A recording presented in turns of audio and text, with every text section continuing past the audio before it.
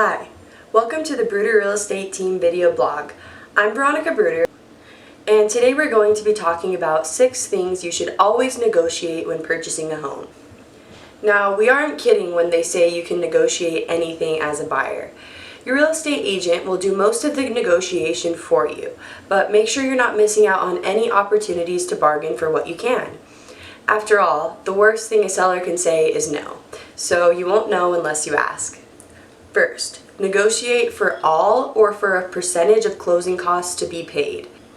You can successfully negotiate closing costs. Closing costs often catch buyers off guard. The total amount can typically be between 2% of 5% of the purchase price. However, closing costs may be paid by the seller or the buyer. With aggressive negotiation, you might be able to have the seller pick up some or all of the closing costs. Number 2. You want the seller to pay for a home warranty for the first year. The homeowner's warranty covers the repair of key items like heating systems and plumbing or appliances. Now, the seller pays the premium at closing, usually around $450 to $600, and then you're responsible for only the deductible with any claim made. Number 3. Despite getting a home warranty, to be sure never to skip a home inspection. First, you should insist on the seller repairing anything that is safety related if found by the inspector. In addition, the inspector may find other problems. Who is really responsible for these inspection problems? Is it you or the seller? This is where you can negotiate. Your purchase contract should have a contingency clause that says if the negotiation is not satisfactory to the buyer, the purchase can be terminated. Number 4. Flexibility on closing or possession dates is also negotiable if you need a quicker closing or delayed closing.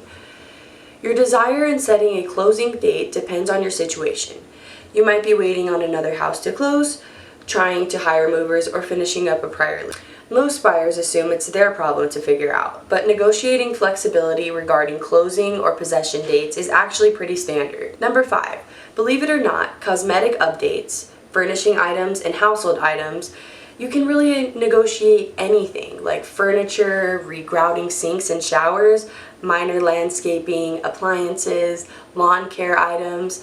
Sometimes sellers say yes to such requests because they want you to make the deal more appealing to the buyer. And number 6, house price. Negotiating down the listed price of a house is fairly typical, but there are some hidden tips and tricks for making it work in your favor.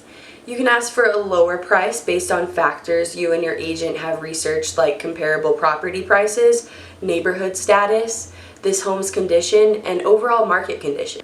Just be aware that your home loan is a commodity. Like a car, you should have already shopped, compared various lenders and loan options for the best product, cost, and rate and terms. Thank you for watching this video blog. Contact us at any time, for we are here to provide you with any further information that you may need.